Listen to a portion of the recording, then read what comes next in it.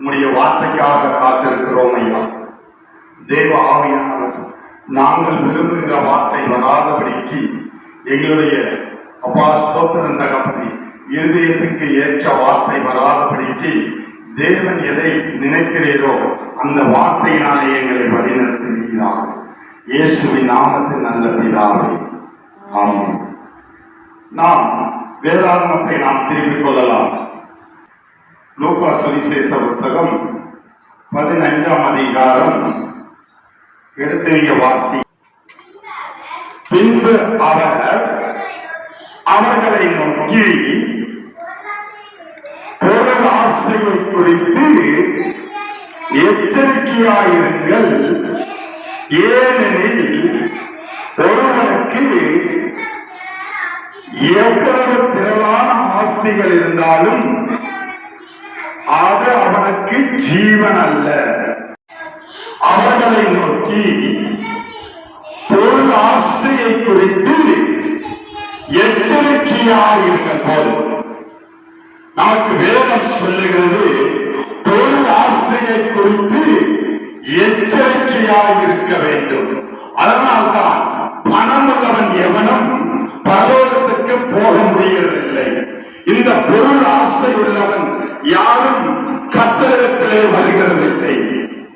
அதனால்தான் வேதம் சொல்லுகிறது, பின்பு அவர்களை நோக்கி பொருள் ஆசையை குறித்து எச்சரிக்கையாயிருங்கள், ஏனெனில் ஒருவனுக்கு எவ்வளவு திரளான ஆஸ்தி இருந்தாலும் அது அவனுக்கு ஜீவன் அல்ல என்று சொல்லுகிறது. அப்படி என்றால் நமக்கு பொருள் ஆசை இருக்கக்கூடாது. அப்படின்னா பொருள் இருக்க வேண்டாம், வேண்டும். வீட்டுக்கு தேவையான பொருட்கள் வேண்டும், வாழ்க்கைக்கு தேவையான பொருட்கள் வேண்டும், படிப்புக்கு தேவையான பொருட்கள் வேண்டும், நம்முடைய வாழ்வாதாரத்துக்கு தேவையான பொருட்களும் வேண்டும். ஆனால் பொருள் வேண்டும், பொருள் ஆசை இருக்கக்கூடாது. எது இருக்கக்கூடாது? பொருள் ஆசை இருக்கக்கூடாது. சில பேர் பாத்தீங்கன்னா கிளாஸ்ல உட்கார்ந்து இருப்பாங்க, பக்கத்துல இருக்கிற பையன் புது பேனா வாங்கி வந்திருப்பான், பக்கத்துல இருக்கிற இன்னொரு பையன் அதை திருடிடுவான். அதுக்கு பேர் என்ன? பொருள் ஆசை. அதுதான் பொருள் ஆசை. அடுத்தது, பக்கத்து வீட்டுல ஏதாவது ஒரு ஏசி போட்டிருப்பாங்க, இந்த வீட்டுல இருக்கிற மனைவி சொல்லுவான், அந்த வீட்டுல வர ஏசி எல்லாம் போட்டுட்டாங்க, நம்ம வீட்டுல இன்னும் போடலையே, எப்ப போடுவீங்க? பொருள் ஆசை. அதனால் தான் வேதம் சொல்லுகிறது, பொருள் ஆசையை குறித்து நீங்கள் எச்சரிக்கையாயிருங்கள் என்று. வாசிங்க, லூக்கா சுவிசேஷ புஸ்தகம் 12ஆம் அதிகாரம் 16 19 வரைக்கும் வாசிங்க. அல்லாமலும் ஒரு உவமையை அவர்களுக்கு சொன்னார். ஐஸ்வர்யம் உள்ள ஒருவனுடைய நிலம் நன்றாய் விளைந்தது. அப்பொழுது அவன், நான் என்ன செய்வேன்? என் தானியங்களை சேர்த்து வைக்கிறதுக்கு இடமில்லையே. நான் ஒன்று செய்வேன், என் களஞ்சியங்களை இடித்து பெரிதாக கட்டி எனக்கு விளைந்த தானியத்தை, என் பொருள்களையும் அங்கே சேர்த்து வைத்து, பின்பு ஆத்துமாவே உனக்காக அநேக வருஷங்களுக்கு அநேக பொருள்கள் சேர்த்து வைக்கப்பட்டிருக்கிறது. நீ இளைப்பாறி புசித்து குடித்து பூரிப்பாயிரு என்று என் ஆத்துமாவோடு சொல்லுவேன் என்று தனக்குள்ளே சிந்தித்துக் கொண்டிருந்தார். இன்றைக்கெல்லாம் நம்ம பார்க்கிறோம், அநேக பணக்கார வீட்டுல பாத்தீங்கன்னா நல்லா படுத்து நல்லா சாப்பிட்டு தூங்கிட்டு இருக்கிற மாதிரி தெரியும். அதே போலதான் இங்கே சொல்லப்படுகிறது, ஒரு மனுஷன் ஒரு வயலை வைத்திருக்கிறான், அந்த வயலிலே விதைக்கிறான், விதைகளை விதைக்கிறான், அது நன்றாய் விளைகிறது, நன்றாய் விளைந்து விட்டது, தானியங்கள் அதிகமாக வந்து விட்டது. அவன் சொல்லுகிறான், அவனுடைய புத்தி எப்படி போகிறது என்றால் தவறாக போகிறது. அவன் எதுக்கு சேர்த்து வச்சிருக்கிறான்? சரீரத்துக்கு தான் சேர்த்து வச்சிருக்கிறான், ஆத்மாவுக்கு அல்ல. சரீரத்துக்கு சேர்த்து வைத்திருக்கிறான். இன்னைக்கு ஐஸ்வர்யவான்கள் என்ன பண்றாங்க? அவருடைய சரீரத்துக்கு தான் சேர்த்து வைத்திருக்கிறார்கள். தன்னுடைய பிள்ளைகளுக்கு சொத்தை சேகரித்து வைத்தால் வேதம் சொல்லுகிறது அவன் ஊதாரியாக போவான். எப்படி போயிடுவான்? ஊதாரியாக போய் விடுகிறான். இன்றைக்கு அநேக பணக்காரருடைய பிள்ளைகள் மதுபானங்களுக்கு அடிமையாயிருக்கிறார்கள், போதை வஸ்துகளுக்கு அடிமையாயிருக்கிறார்கள், காம விகாரங்களுக்கு அடிமையாயிருக்கிறார்கள், அநேக விபச்சாரக்காரருமாய் ஆகிவிட்டார்கள். ஏனென்றால் இந்த பணம் நாம் அதிகமாக இருக்கும் போது அது அதனுடைய வேலையை செய்ய ஆரம்பிக்கும். அதனால் தான் வேதம் சொல்லுகிறது, பொருள் ஆசையை குறித்து நீங்கள் எச்சரிக்கையாயிருங்கள். இவன் சொல்றான் தன்னுடைய சரீரத்துக்காகத்தான் இவன் சேர்த்து வைக்கிறான். ஆனா இவன் தவறா சொல்லுகிறான். என்னென்ன? ஆத்மாவே நீ வாய் இதை புசிக்க நீ தயாராகு, நீ சந்தோஷமா இரு, நான் நிறைய சேர்த்து வச்சுட்டேன். இன்னொன்னு தெரியுமா? நம்ம நல்ல சாப்பாடு சாப்பிடும் போது நம்முடைய ஆத்மா எப்படி இருக்கு? சந்தோஷப்படுது நல்லா சாப்பிடும் போது. ஆனா இதே சாப்பிட்டு பின்னாடி செயலின்னு என்னாங்க? நம்முடைய சரீரம் கலைந்து போகும், நம்முடைய ஆத்மாவும் சோர்ந்து போகும். ஆனால் அவன் சொல்லுகிறான், கீழே சொல்லப்படுகிறது, பின்பு ஆத்மாவே உனக்காக அநேக வருஷங்களுக்கு அநேக பொருள்களை சேர்த்து வைக்கப்பட்டிருக்கிறது, நீ இளைப்பாரி புசித்து குடித்து பூரிப்பாயிரு என்று அவன் சரீரத்தோடு சொல்லாமல் அவன் ஆத்மாவிலே சொல்லுகிறான். ஆத்மாவுக்கு என்ன தேவை? கர்த்தருடைய வார்த்தை தான் உணவு. இங்க அவன் தவறா சொல்றான். அவன் சேர்த்து வச்சுட்டானாமா, அவனுடைய ஆத்மா சந்தோஷப்படும் நினைக்கிறான். ஆனால் அங்கு வேதம் சொல்லுகிறது, வாசிங்க லூக்கா சுவிசேஷ புஸ்தகம் 12ஆம் அதிகாரம் 20வது வார்த்தை வாசிங்க. தேவனோ அவனை நோக்கி, மதியேடனே உன் ஆத்மா உன்னிடத்திலிருந்து இந்த ராத்திரியிலே எடுத்துக் கொள்ளப்படும், அப்பொழுது நீ சேகரித்தவைகள் யாருடையதாகும் என்றார். கர்த்தர் சொல்றார், மதியேடனே நீ எல்லாம் சேர்த்து வச்சுட்ட, உன்னுடைய குடும்பத்துக்கு தேவையானது சேர்த்து வச்சுட்ட, உன் பிள்ளைகளுக்கு தேவையானது சேர்த்து வச்சுட்ட, நீ இன்னைக்கு ராத்திரி செத்து போயிட்டீங்கன்னா அது யாருடையதாக? அது யாருடையதாக? இன்னைக்கு ஓடி ஓடி சம்பாதிக்கிறாங்க. ஞாயிற்றுக்கிழமை நாள்ல வேலைக்கு வந்தா டபுள் சம்பளம். கம்பெனியில சொல்றாங்க, ஞாயிற்றுக்கிழமை நாள்ல வேலைக்கு வந்தா டபுள் சம்பளம். ஞாயிற்றுக்கிழமை நாள்ல தான் வேலை அதிகமா இருக்கும். இன்னைக்கு எல்லாரும் என்ன பண்றாங்க? சர்ச்சுக்கு வர்றதை விட்டுட்டு ஞாயிற்றுக்கிழமை நாள்ல வேலைக்கு ஓடுறாங்க. வேலைக்கு ஓடி ஓடி சம்பாதிச்சு யாரு கொடுக்குறாங்க? டாக்டருக்கு கொடுக்குறாங்க. டாக்டருக்கு கொடுக்குறாங்க. பிரயோஜனம் ஒன்றும் இல்லை. அதனால் தான் கர்த்தர் சொல்லுகிறார், நீங்கள் சம்பாதித்த சம்பாதனையை பொட்டலான பைகளிலே போடாதபடிக்கு நீங்கள் புத்தியாய் செலவு செய்யுங்கள் என்று. அதனால் தான் வேதம் சொல்லுகிறது, இந்த பொருள் ஆசையை குறித்து மதிகேடனே என்று சொல்லப்படுகிறது. இந்த பொருள் ஆசை என்னென்ன செய்கிறது என்று வேதம் சொல்லுகிறது என்றால் வாசிங்க. 1 தீமோத்தேயு புஸ்தகம் 6வது அதிகாரம் வாசிங்க, 10வது வார்த்தை வாசிங்க. பண ஆசை எல்லா தீமைக்கும் பேராயிருக்கிறது, சிலர் அதை இச்சித்து விசுவாசத்தை விட்டு வலுவி அநேக வேதனைகளாலே தங்களை உருவ குத்திக் கொண்டிருக்கிறார்கள். இன்றைக்கு அநேக கிறிஸ்தவர்கள் பணத்தை வட்டிக்கு கொடுக்கிறார்கள். அநேக கிறிஸ்தவர்கள் இன்று கடை வைக்கிறேன் என்று சொல்லி தன்னுடைய கடையிலே பாம்பராக்களையும், தன்னுடைய கடையிலே மதுபானங்களையும், தன்னுடைய கடையிலே புகைப்பழக்கங்களையும் உண்டு பண்ணுகிற அநேக பொருள்களை வைத்து விற்கிறார்கள். அதனால் நாம் வேதம் சொல்லுகிறது, பண ஆசை எல்லா தீமைக்கும் நேராயிருக்கிறது.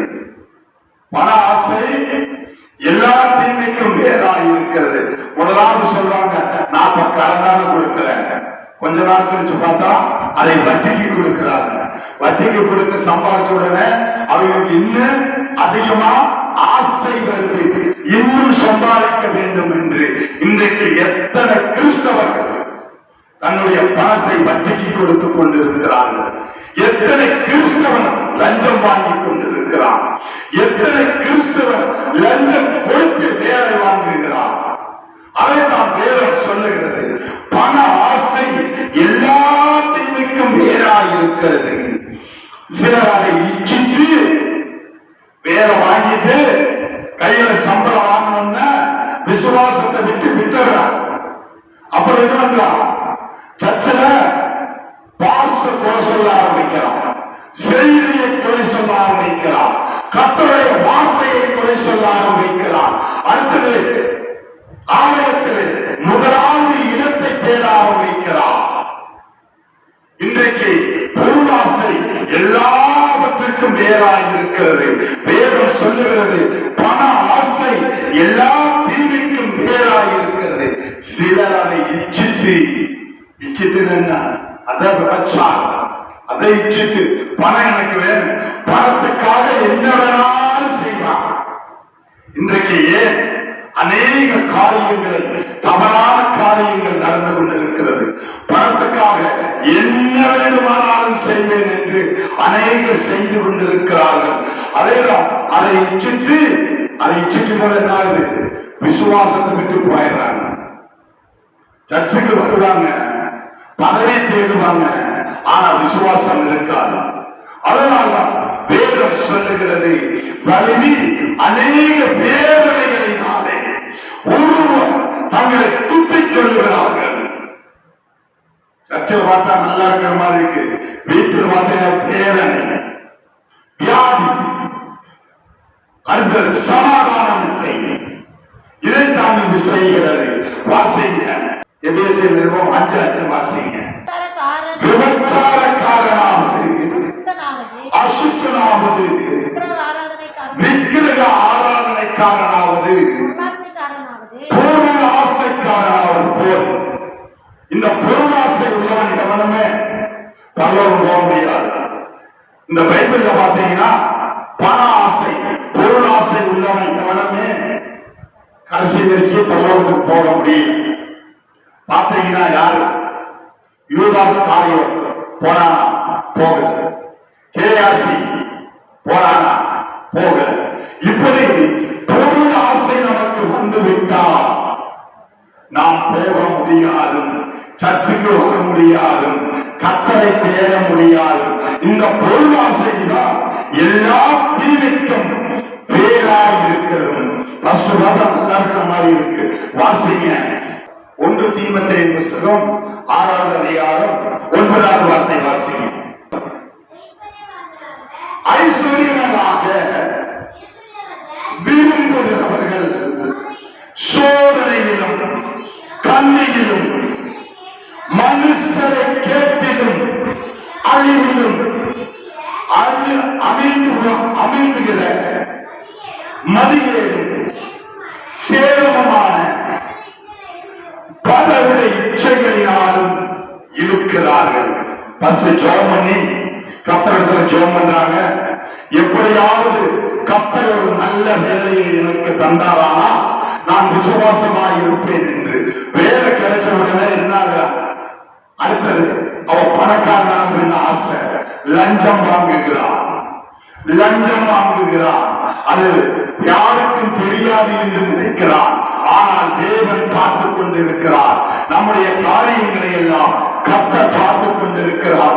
தேவனுக்கு பிரியமில்லாத காரியத்தை செய்கிறார். ஒரு சிறிய கையெழுத்து வேணா கூட 50 ரூபாய் என்று. இப்படி அவன் பண ஆசை அவனை எல்லா தீமைக்குள்ளேயும் கொண்டு போகிறது. இங்கு சொல்லப்படுகிறது, ஐஸ்வர்யவன் ஆக வேண்டும் என்று விரும்புகிறவர்கள் சோதனையிலும் கண்ணியிலும் மனுஷரை கேட்டிலும் அலுவிலும் அமர்ந்துகிற மதியிலும் சேதமான பலவித இச்சையிலே விழுகிறார்கள். அப்படியே லஞ்சம் வாங்கி விசுவாசத்தை விட்டு விலகி தேவனுடைய பர்வதத்தை விட்டு வெளியே போய் விடுகிறார்கள். வாசிங்க கொலோசியர் புத்தகம் 3ஆம் அதிகாரம் வாசிங்க, 5வது வார்த்தை வாசிங்க. ஆகையால் விபச்சாரம், அசுத்தம், மோகம், துரிச்சை, விக்கிரக ஆராதனையான பொருளாசை ஆகிய இவைகளை பூமியில் உண்டு பண்ணுகிற உங்கள் அவயங்களை அழித்து போடுங்கள். வேதம் சொல்லுகிறது. ஆகையால் விபச்சாரம் இன்றைக்கு வெளிப்படையாக நடக்கிறது. விபச்சாரம் வெளிப்படையாக. விபச்சாரம் என்ன? தேவனை விட்டு வேறு தேவர்களுக்கு நாம் போவோமானால் அது நமக்கு வேதம் விபச்சாரம் என்று சொல்லப்படுகிறது. அடுத்தது தன்னுடைய மனைவியிடத்தில் இருந்து வேறொருவரை ஆசைப்படுகிறது, விபச்சாரம் என்று சொல்லப்படுகிறது. இன்றைக்கு விபச்சாரம் என்பது வெளிப்படையாக நடைபெறுகிறது. அதையும் கிறிஸ்தவர்கள் ஆதரிக்கிறார்கள். இதுதான் ஒரு வெட்கக்கேடு. சபையும் ஆதரிக்கிறது. இதுதான் ஒரு வெட்கக்கேடு.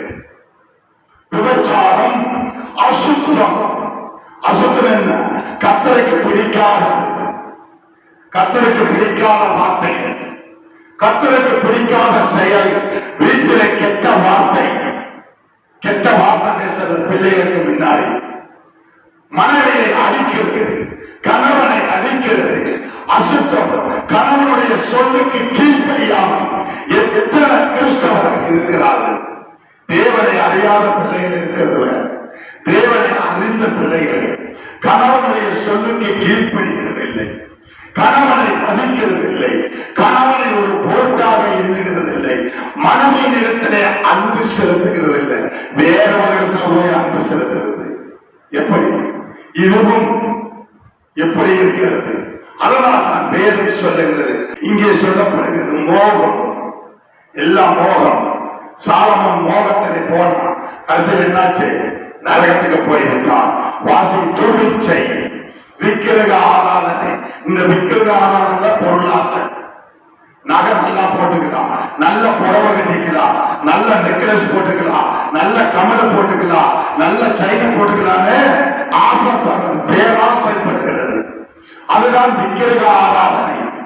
அவன் அவ்வளவு வச்சிருக்கிறாங்க, நம்ம இவ்வளவு சேர்த்துவோம் அப்படின்னு ஆயிரம் சேர்க்கிறது விக்கிரக ஆராதனை குறிக்கிறது.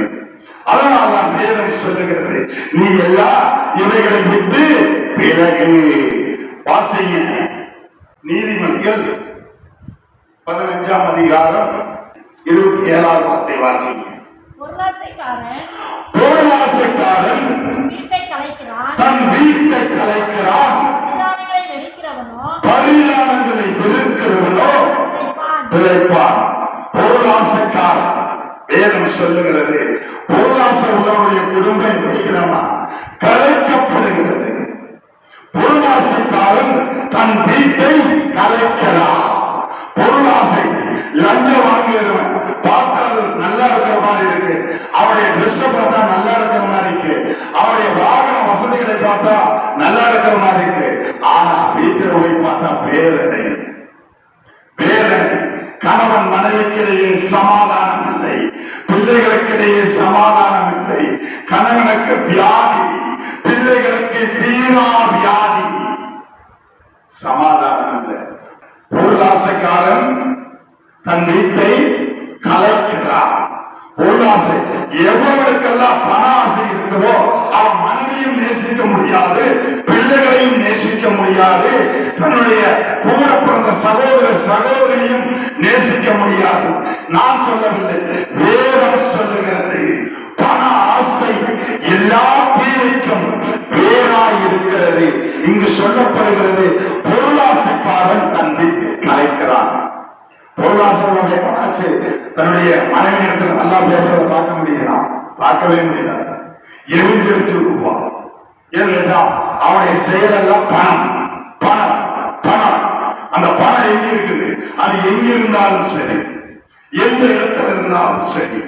அதனால்தான் இந்த வேதம் சொல்லுகிறது, பொருளாசைக்காரன் தன் வீட்டை கலைக்கிறான்.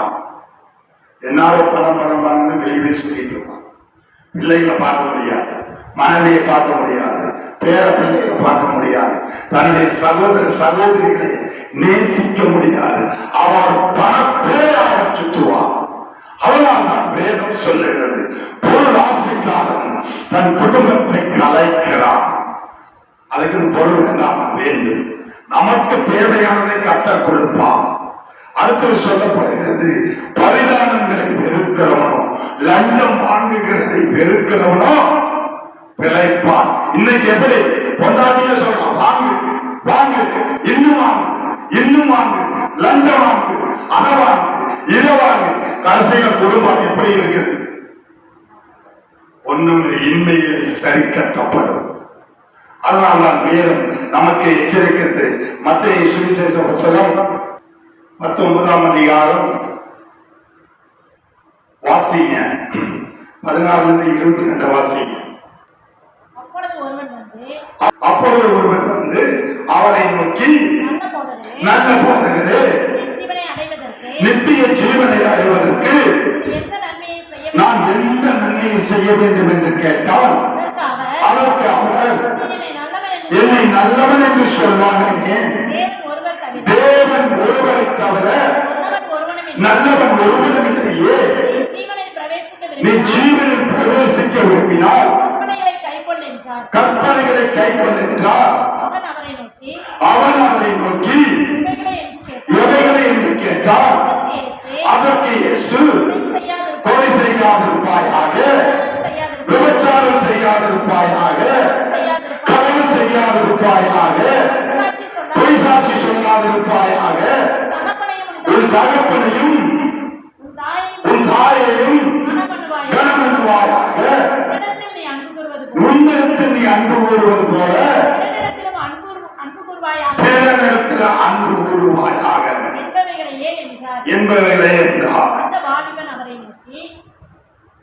அந்த வாலிபன் அவர்களை நோக்கி, இவைகளெல்லாம் என் சிறு வயது முதலே செய்கிறேன், இன்னும் என்னிடத்தில் குறைவு என்ன என்றார். அதற்கு இயேசு, நீ பூரண சத்வரனாய் இருக்க விரும்பினார் போய் உனக்கு உண்டானவைகளை விற்று தரித்திரருக்கு கொடு, அப்பொழுது பரலோகத்தில் உனக்கு பொக்கிஷம் உண்டாயிருக்கும், பின்பற்றி வா என்றார். அந்த வாலிபன் மிகுந்த ஆஸ்தியுள்ளவனாய் இருந்தபடியினால் இந்த வார்த்தையை கேட்ட பொழுது துக்கம் அடைந்தவனாய் போய்விட்டார். அப்படி என்றால் பொருள் ஆசை, பொருள் அதிகம் உள்ளவர்கள் தேவனிடத்திலே வர முடியாது. இன்றைக்கு அநேக தேவ ஊழியர்களும் பொருள் ஆசையினாலே விழுந்து போகிறார்கள். ஏனென்றால் இன்றைக்கு இருக்கிற விசுவாசிகள் எப்படி என்றால், தன்னுடைய இருதயத்துக்கு ஏற்ற வார்த்தையை பேசினார். எங்கள் போதகர் நன்றாக பிரசங்கம் பண்ணினார், எங்கள் போதகர் நல்ல பிரசங்கம் என்றார்கள். ஆனால் தேவனுடைய வார்த்தையை, சத்தியத்தின் பிரகாரம் சொன்னார், எங்கள் போதகர்களை குத்தி காட்டுகிறார் என்று சொல்லுகிறார்கள். அதனால்தான் வேத வசனம் சொல்லுகிறது, ஐசுவரிவான்கள் தேவனிடத்திலே வர முடியாது. வாசிங்க 2 ராஜாக்கள் 5ஆம் அதிகாரம் வாசிங்க 20-37 வரைக்கும் வாசிங்க. தேவனுடைய மனுஷனாகிய எலிசாவின் வேலைக்காரன் கேயாசி என்பவன் அந்த சீரியனாகிய நாகமானை கொண்டு வந்ததை என் ஆண்டவன் அவன் கையிலே வாங்காமல் அவனை விட்டுவிட்டார். நான் அவன் பிறகே ஓடி அவன் கையிலே ஏதாகிலும் வாங்குவேன் என்று கர்த்தருடைய ஜீவன் மேல் ஆணையிட்டு நாகமானை பின்தொடர்ந்தான். அவன் தன் பிறகே ஓடி வருகிறதை நாகமான் கண்டபோது அவனுக்கு எதிர்கொண்டு போக ரதத்தில் இருந்து குதித்து சுக செய்தியா என்று கேட்டான். அதற்கு அவன் சுக செய்திதான், தீர்க்க தரிசியின் புத்திரரில் 2 வாலிபர்கள் இப்பொழுது எப்ராயிம் மலை தேசத்தில் இருந்து என்னிடத்தில் வந்தார்கள். அவர்களுக்கு 1 தாலந்து வெள்ளியும் 2 மாற்று வஸ்திரங்களையும் தர வேண்டும் என்று கேட்க என்ன எஜமான் அனுப்ப போய் சொல்லலாம். பணத்தை சம்பாதிக்கிறதுக்கு போய் சொல்லலாம். வாசிங்க. அதற்கு நாகமான் தயவு செய்து தாழ்ந்து வாங்கிக்கொள் என்று சொல்லி அவனை வருந்தி 2 தாலந்து வெள்ளியை 2 பைகளில் 2 மாற்று வஸ்திரங்களோடு கட்டி அவனுக்கு முன்பாக சுமந்து போக தன் வேலைக்காரரான 2 பேர் வைத்தான்.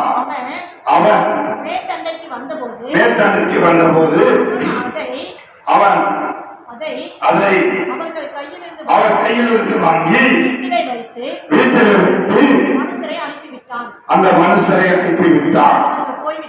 அவர்கள் போய்விட்டார்கள். பின் அவர்கள் உள்ளே போய் எஜமானுக்கு முன்பாக நின்றான். கேயாசியே எங்கிருந்து வந்தாய் என்று அவனை கேட்டதற்கு அவன் எங்கும் போகவில்லை என்றான். அப்பொழுது அவன் இவனை பார்த்து அந்த மனுஷன் அதற்கு எதிர்கொண்டு வர ரதத்திலிருந்து இறங்கி திரும்புகிற போது என் மனம் உன்னுடன் கூட செல்லவில்லையா? பணத்தை வாங்குகிறதுக்கும் வஸ்திரங்களை ஒளிவத் தோப்புகளையும் திராட்சை தோட்டங்களையும் ஆடு மாடுகளையும் வேலைக்காரர்களையும் இது காலமா? ஆகையால் நாகமானி குஷ்டரோகம்